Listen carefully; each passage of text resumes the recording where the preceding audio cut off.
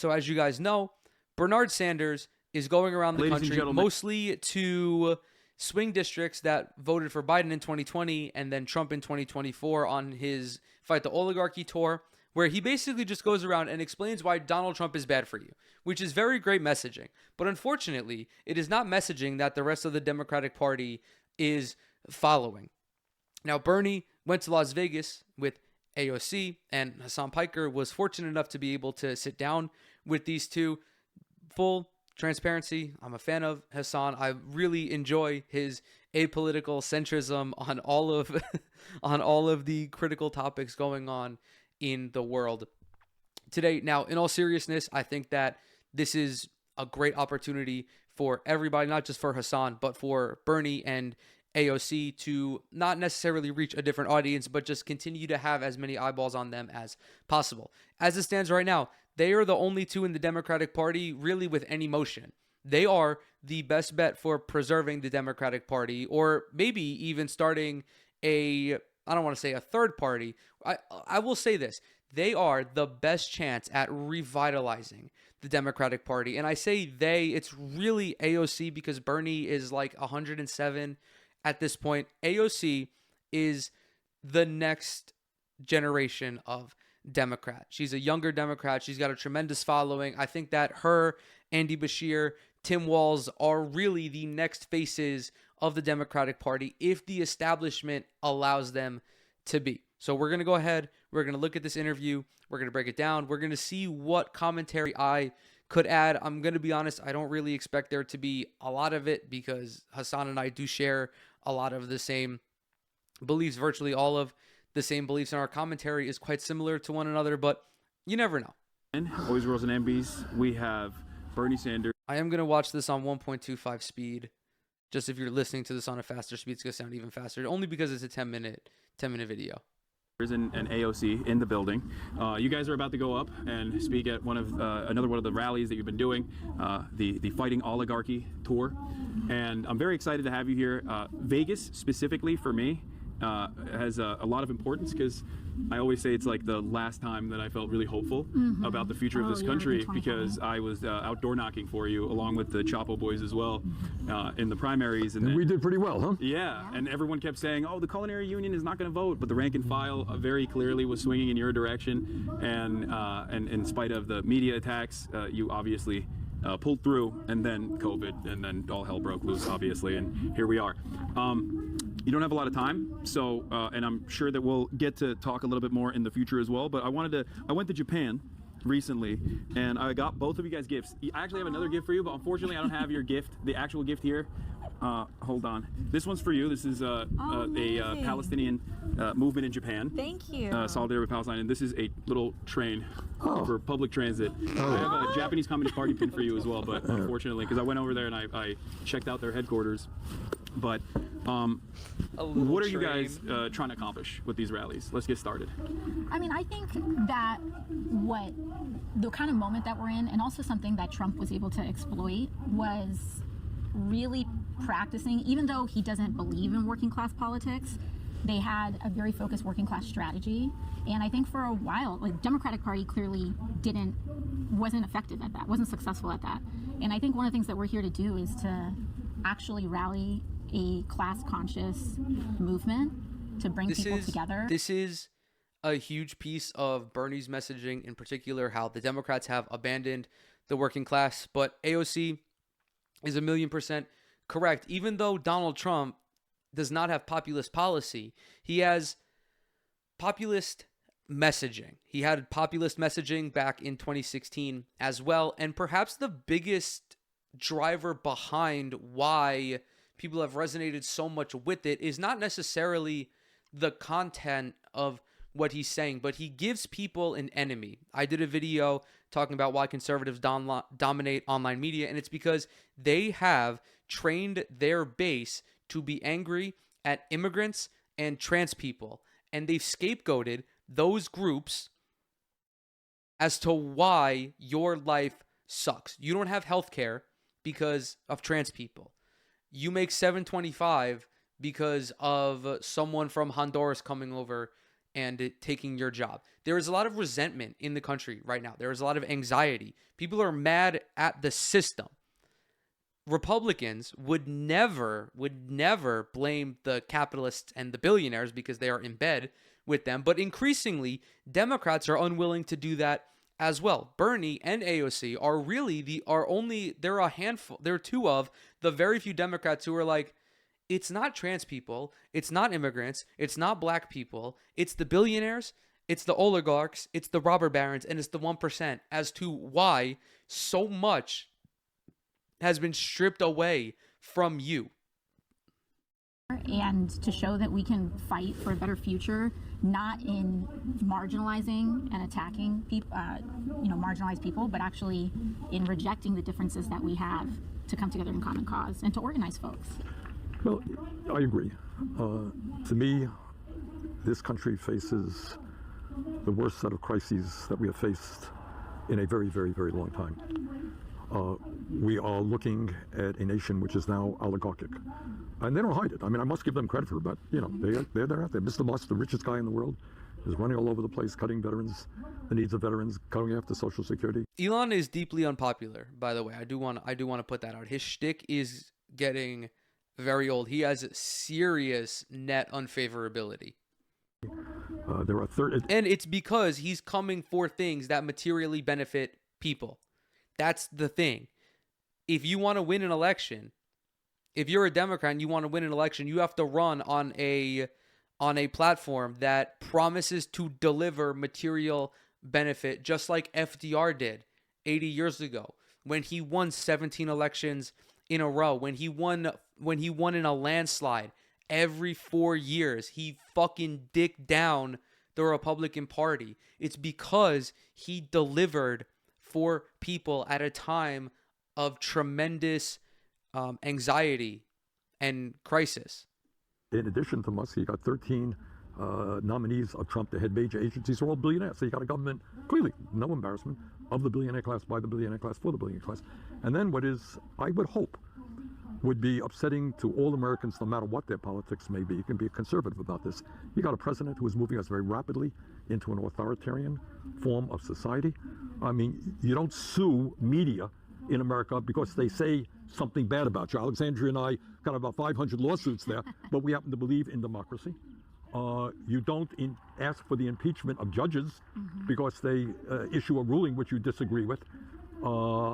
So it is, these are tough times. And what we have got to do is rally the working families of this country to stand up to oligarchy and to demand that we have an economy and a government that works for all, not just the people on top. So one way that this government, I think, the Trump administration has been able to very expertly tackle these issues is by using an entry point of pre-established marginalization.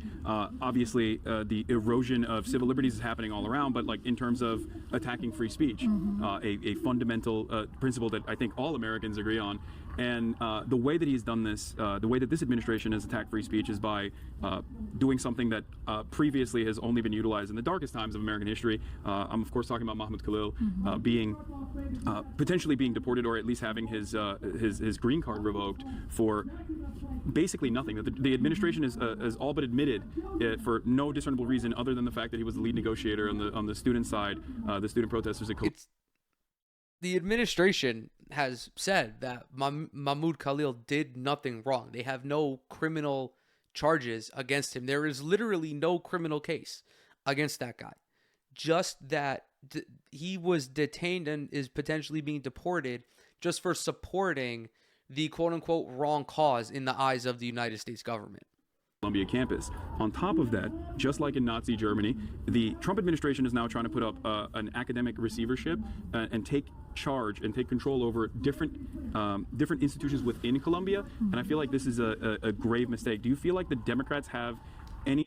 Just to further detail that part in Nazi Germany, I forget the exact university, but shortly after Hitler rose to power, someone from the Nazi Party went into this university and said all of the Jewish staff and all of the Jewish faculty have to be out by like the end of the day or whatever it was. That is effectively what Donald Trump is doing with Columbia. He has said that there are certain studies, there are certain subjects that you can't teach without proper approval, or you're going to have your funding revoked if you don't fall in line. Actual Nazi Germany type shit. Sort of interest in fighting back against this, regardless of what their opinion might be on Israel. The fact is that this is greatly going to expand, and it's simply just the entry point. Like, the Palestine conversation is simply an entry point that has at least like some semblance of institutional backing.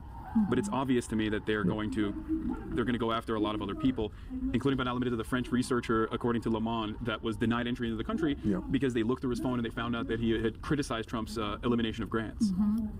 I think there was also the surgeon from Rhode Island who was, I believe, deported for having pictures of Hassan Nasrallah or following the religious teachings of him. This is what people fail to understand, and it's because the Democrats are not properly messaging it. The Holocaust in Nazi Germany didn't just happen.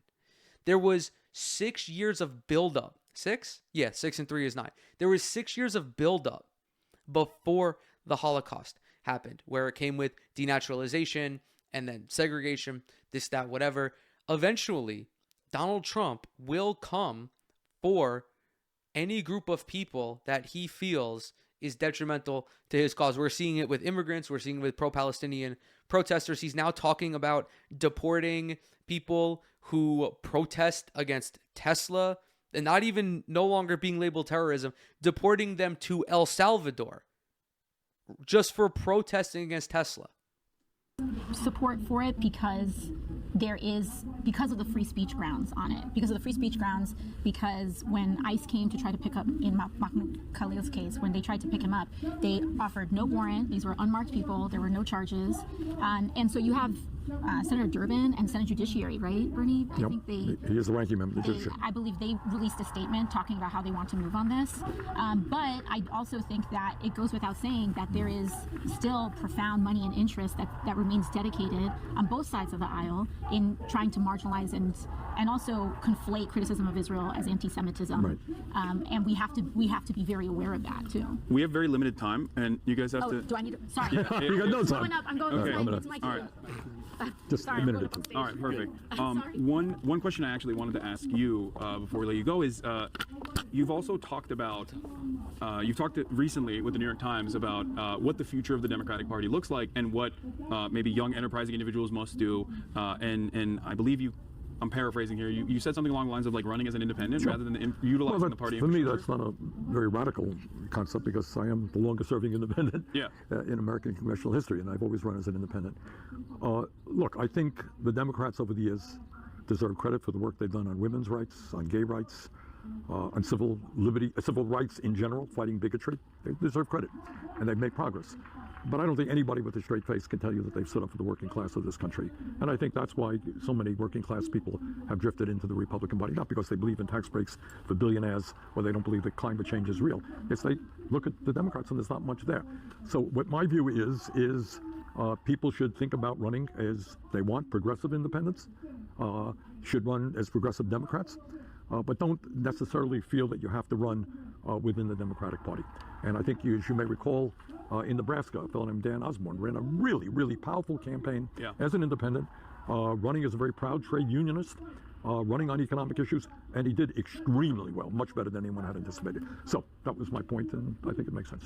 Do you feel like there's any sort of momentum to break through the duopoly in this structure as someone who has run as an independent? It is. It's a long discussion. If you're asking me, do I think we could start a third party tomorrow? I don't, for a lot of reasons, having to do with restrictions in various states making it almost impossible. But I think what you're seeing is massive discontent with both the Republican Party and the Democratic Party. More and more people are looking for, I think, independent alternatives. Yeah. Oh, you? Yeah. Okay. All right. Well, all right. Listen, great to see you. We'll hopefully do this again very soon. Okay. Take care. Okay. So people have been pestering Bernie for like the last 6 weeks to start a third party, and while it'd be great, that's not practical right now. That's not pragmatic. Running as an independent and caucusing with the Democrats is a viable strategy. If there is a working families party or a actual third party that has motion in your respective municipality, consider running with them as well. I know in New York City, the Working Families Party actually has a ton of motion. Not enough motion right now to win an election, but it's a non-democratic, it's a non-democrat left-wing party that actually stands for something. And they've already been able to, they're able to work with Democrats. They're able to work alongside other progressive institutions, even though they may not have the amount of support to run or to win in election. So it was a very, very short interview. Obviously not much for me to add, but I do think it will be interesting to see how this goes and plays out, especially over the next 4 years, because the Democratic Party as it's currently constructed is not going to win fucking anything. They're just such fucking useless babies. At least those in the Democratic establishment, the majority of people within the two chambers of Congress. I'm sure there are tons of actual progressive Democrats who will turn up and run for seats in these upcoming midterms, but the Democrats, if they're serious about winning, and this is what every Democratic strategist would say, you have to follow the policy prescription of Bernie Sanders, of Tim Walz, of AOC, of Andy Beshear, at least when it comes to domestic policy. Advocate for a higher minimum wage. Advocate for universally free childcare. Advocate for healthcare reform. Advocate for the expansion of Medicare and Social Security. These are things that poll astoundingly well. And not only that, when you have progressive measures when you have progressive down ballot measures, even in red states, people overwhelmingly voted for them. I'm not going to repeat myself because I talked about this the other day, but Missouri, for example, voted 60% to raise, no, it was 60% to, it was 60%, what was it? To provide sick leave or minimum wage, one of them. Either way, the majority of people voted to increase the minimum wage in the state of Missouri, and the majority of people voted for paid sick time in Missouri. Tremendous. Missouri, deep red Missouri.